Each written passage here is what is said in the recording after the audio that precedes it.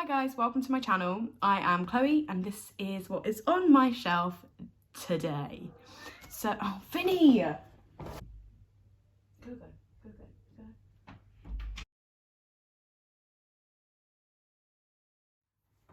So the first book I'm going to talk to you about today is called Kulti by Maria Zapata. I am actually obsessed with this book. It is, after Pride and Prejudice, I solidly believe it's like one of my favourite books of all time. So the story follows Sal, who is a women's soccer player in America, or football over here, and she's incredible. She's like one of the best soccer players in the league. She's a striker. She is really great. And the story follows her as she starts a new season with a new assistant coach. So the new assistant coach is this former internationally recognised soccer player called Kulti, hence the name Kulti. And he's decided he wants to get back into football, soccer, and he decides that the way he's going to do that is coaching women's soccer. Sal has basically been obsessed with Kulti since she was a kid. She had his poster on her wall. She thought they were going to get married. But that obsession comes to an end when her brother, who's also a professional soccer player, plays a match against Kulti, and Kulti breaks her brother's leg very, very badly and nearly ends his career. They don't get on at all. She's got this idea in her head because he's known to be this arsehole who just does what he fucking wants. So she's got this idea of him in her head. He just doesn't really want to be a coach, and no one really gets why he is attempting to be a coach. So there's a lot of strife between them. Oh yeah. Put a note on your door. Okay. I was in the zone. That's kind of like an overview of the plot. He's her coach. They don't like each other to start with, but it's a romance novel, so I think we all know where it goes. What I love about this book is it's such a good slow burner. You really get to know the characters, they become friends. It's kind of like enemies to friends to lovers kind of trope. What I think I do like about it the most is the character development is so good. Like their relationship it's not insta-love, because I cannot stand insta-love. It is genuinely one of my biggest pet peeves in a book. I'm like, you don't fucking know each other. How do you love each other? But that's not the case with this book. It's a really good for character development. If you're like me and can't stand insta-love, you'll bloody love it. Their relationship, you can actually kind of understand why they're together as well. It's not one of those books where you two people who are complete opposites get together and you're like, this would never work. You see their relationship, you see their friendship build, and you can really understand why they get together, which is something I really appreciate in a book. I love Maria Zapata. I'm not gonna lie, there are 4 other books in this video that are Maria Zapata books. So I'm not sorry. That's Kulti. Love it, read it, it's amazing. So the next book I'm going to talk about is another sports romance by Maria Zapata, because as I previously said, I love her. Next one is The Wall of Winnipeg and Me. That follows Vanessa and Aiden. So Vanessa is Aiden's personal assistant and he treats her like literal shit. He's not mean to her, but he's rude to her. He doesn't respond to her. She'll ask him how he is. He's just like, okay, yeah, can you get me this?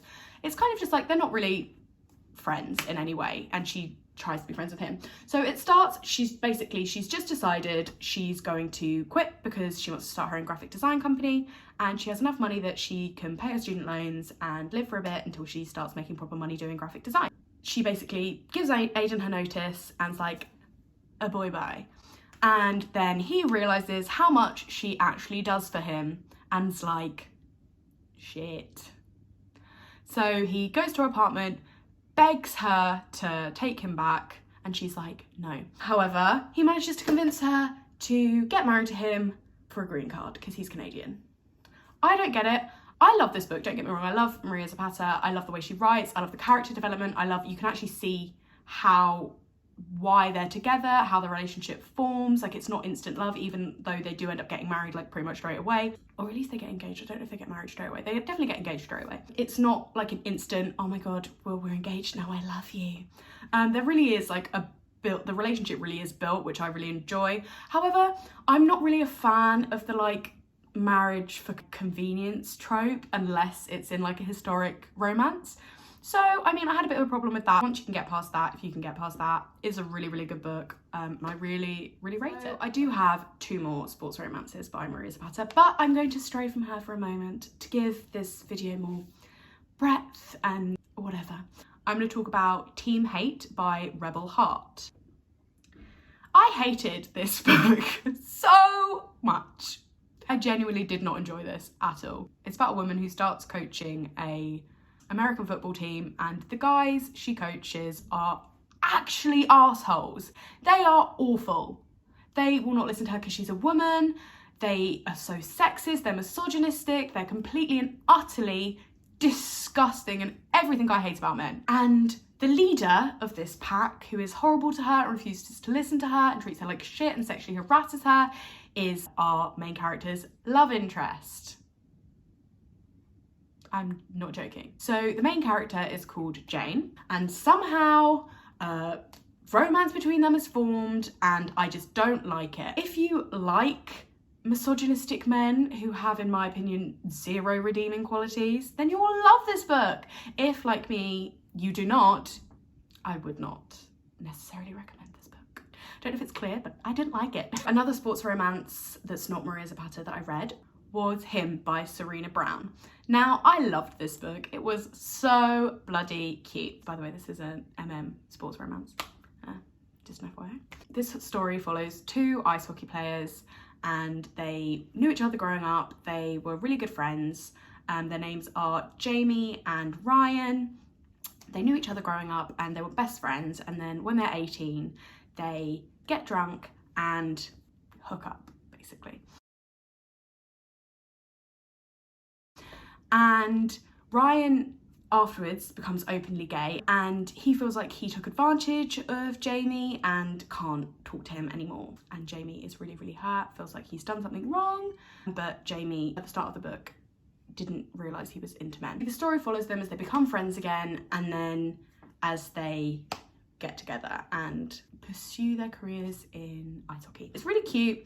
It's quite an easy read. It's very, very smutty. So there's that. I really liked it. It's really cute. If you've never read an romance, it's kind of like a nice, like, foot in the door romance, maybe, if you don't mind the smut. I really liked it and I thought it was really, really cute. Okay, now back to Maria Zapata for the last 2 sports romances I read. I'm going to start with the one that I didn't enjoy so much out of these 2, which was The Best Thing. So The Best Thing is about Lenny and Jonah. Jonah is a New Zealand rugby player and Lenny is a ex-judo champion. I enjoyed this well enough because it's Maria Zapata and I love the way she writes. I love her character development. I love the way she isn't into insta-love. I love her slow burn. I love a slow burn and I love Maria Zapata for all that. However, I didn't really like the premise of this book. The romance between Lenny and Jonah happens before the book starts. They met in Paris, they had this wild fling, and then Jonah stopped calling Lenny back. Just nothing. I don't rate that. I don't find that attractive. I find that ghosting is just not okay. Just a little message to say, I'm not interested anymore.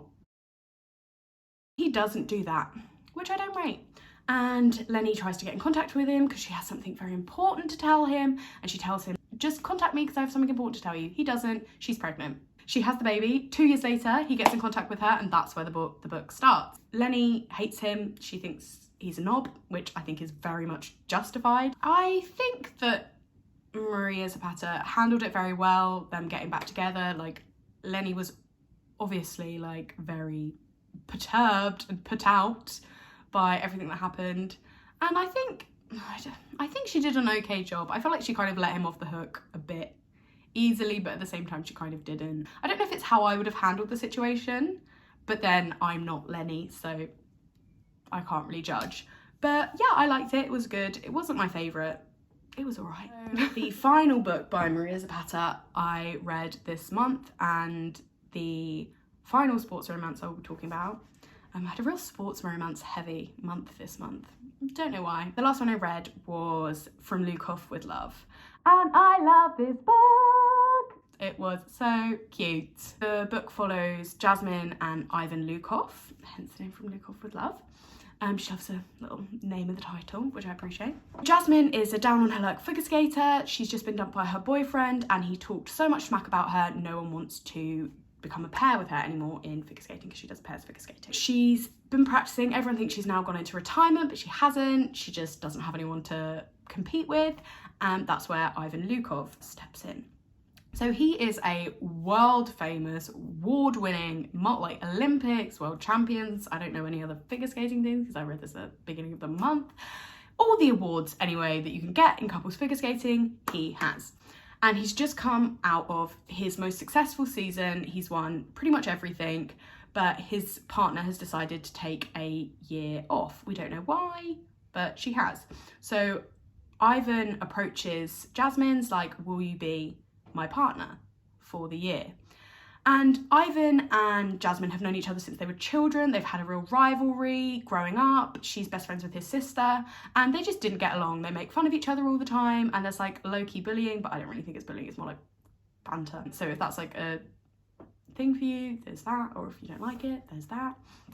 But yeah, I really like it. It was really cute. The character development was really cute. I love the way that she interacts with her family and he ends up interacting with her family. I think that's so cute.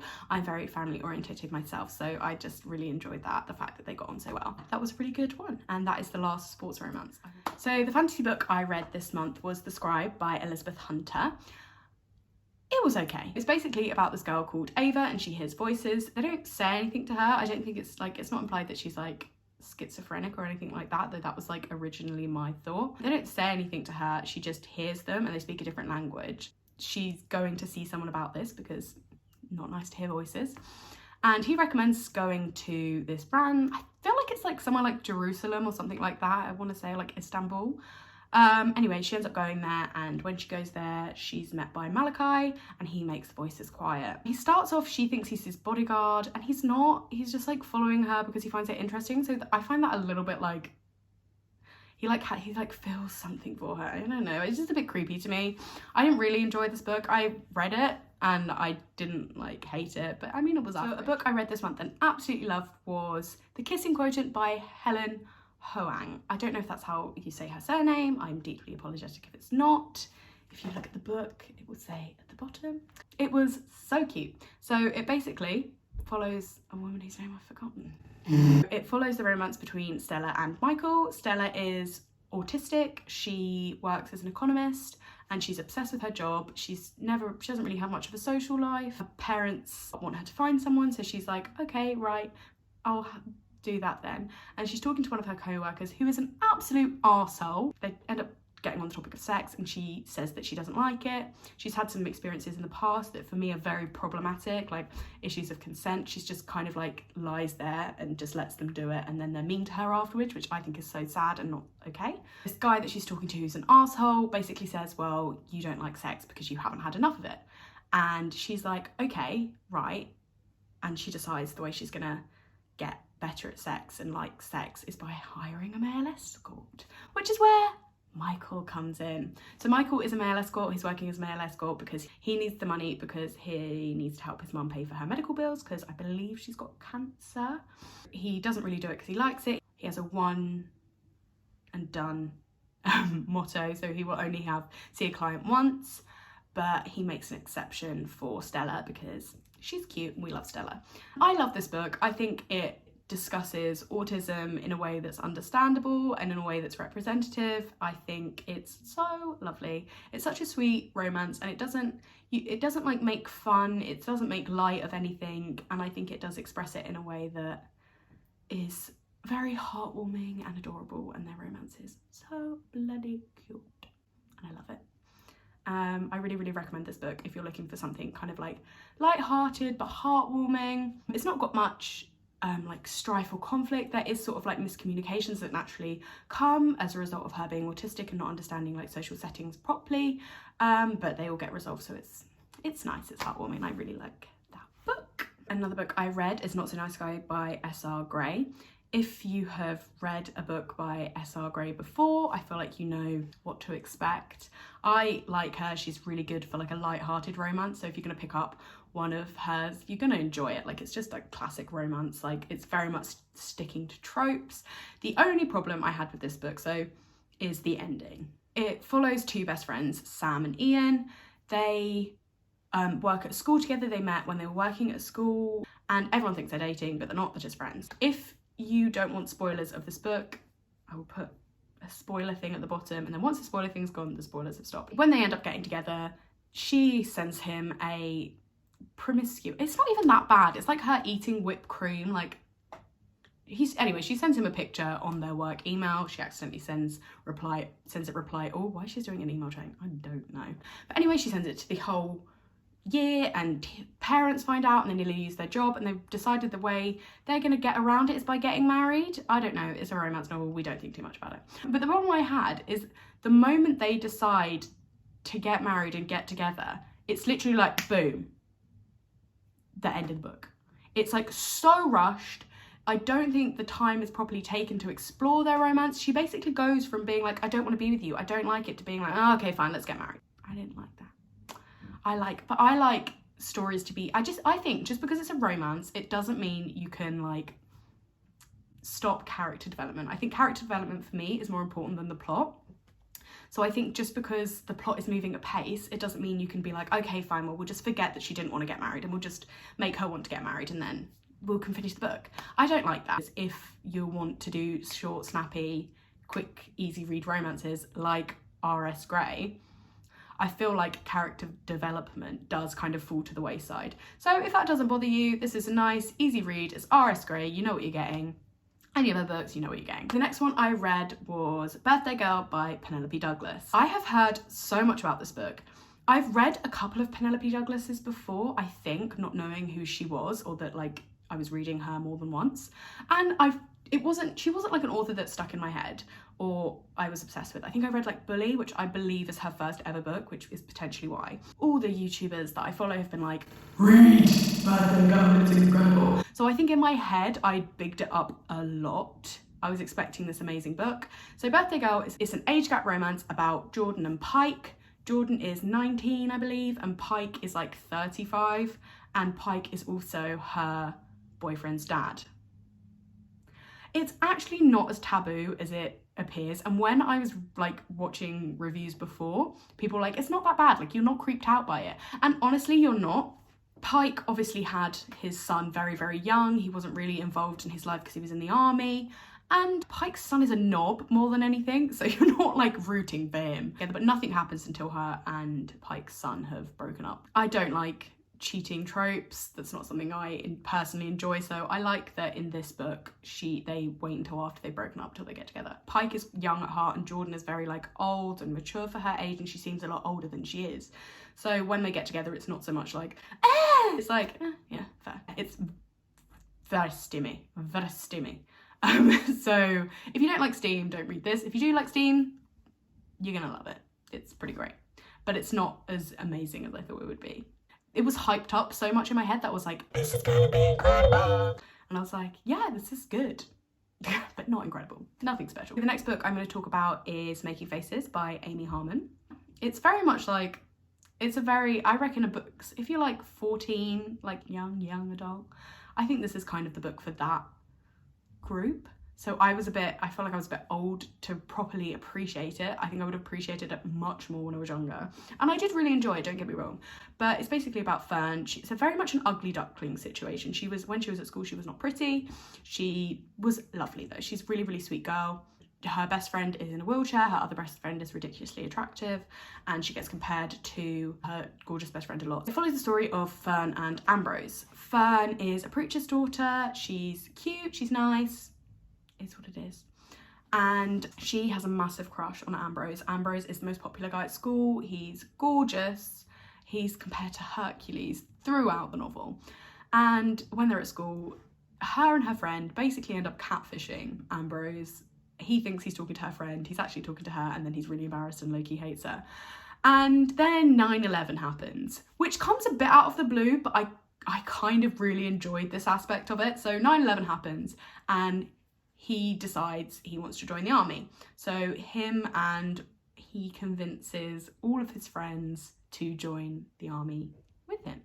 So then they all go off to war, and just before, he sort of like forgives Fern because he has to like her, which is not pretty. I feel like genuinely that's the only reason they have like, they like talk, and before he goes, she like goes up to him and is like, I hope you're okay, have a good time at war. And he's like, I forgive you, basically. Goes to war, and then he comes back, and he's been caught in an IED, and is it an IED? IED? He's been caught in a bomb, and it's really sad. And he's lost his ear, he's lost a lot of his skin, he's had to have a skin graft, and it's so sad. I think the way they explore this is done really, really well. I really enjoy this. Well, I don't enjoy it, it's very sad, but I think it is very well done. So he comes back, he has a lot of self-hate, he doesn't really want to do anything, and then Fern and her best friend basically managed to pull him out of his shell. Fern is now gorgeous, obviously, and sort of like more than half of the book is her pulling him out of his shell, making him realise that his life isn't over and that he isn't unlovable. And I thought it was so cute. I think it definitely is for a younger audience, but I still enjoyed it. There was some bits that I was a bit like, okay, but overall I thought it was a cute read, it was an easy read, it was more than just like your average romance, which I did enjoy. So the final book on my shelf is actually a series, and it's the Dark Legacies series. This is a dark high school romance about a girl called Riley and a group of men. They're like teenage boys. So basically, Riley was adopted as a child, and then the book starts. She's just been in a car accident with her adopted parents, and both of them have sadly passed away. So then, out of nowhere, Riley's biological mother comes, whisks her away from her friends and all that she knows, and introduces her to this life of luxury that she fucking hates. Her mother is a bitch, okay? That is something that I truly, strongly believe her biological mother is awful human being. The reason she has been whisked away is her biological brother has just been killed in an accident. And her family are loaded, and the reason they're loaded is they're part of this company which passes down to the children, so they need an heir, and that's where Riley comes in. And the other heirs are the men of the series. And the ringleader, the one that's the most awful to her at the beginning, is Sebastian. And obviously Sebastian's the romance lead, the romantic. What am I trying to say? The romantic interest. Sebastian is the romantic interest of this book. And I mean, this probably says a lot about me, but I do not mind bullying tropes like enemies to lovers. I enjoy that shit. But I enjoy it the most when the enemy is like rich and is mean to you when he's driving around in a really nice car. It probably says a lot about me that's not great, but it is what it is, and we're moving on from that. It gave me like Mafia vibes, and I think as books like that go, it was actually quite good. If you fancy that plot, I would recommend it. It's quite well written, and the character development is there to an extent. But I think the one thing I would say that I think is something that falls a lot with these kind of reverse harem type situations is there is kind of a lack of distinction between all the guys in there. They all kind of, the ones that aren't Sebastian all kind of merge into one. Other than that, I didn't really have a problem with it. There were like weird moments in it. Like obviously it's a dark high school romance. There's going to be a bit that you're a bit like, okay, Jesus Christ. But like there are some like kind of problematic bits where like her whole school decides to bully her, which I did not enjoy. But yeah, it was okay. It definitely gave me The Elite by Rachel Van Dyke type vibes, but kind of like a younger, not as good version of that. So obviously it's not in university, it's in high school, but it was kind of that trope, that vibe. So those are all the books that were on my shelf this month. I hope you enjoyed this video. If you did, like and subscribe. I will put links to all of the books in the section down below, and I'll put a link to Kindle Unlimited because all of these books are on Kindle Unlimited and they're great. But if you don't really read more than 2 a month, I don't think financially it's like worth it, because you can just buy the books anyway. Like all the books that are available on Kindle Unlimited you can buy normally as well. But I like Kindle Unlimited and I think it's worth it if you do read a lot like me. Thank you for watching. Thank you for getting through it, and have a lovely day, week, month, year. Bye.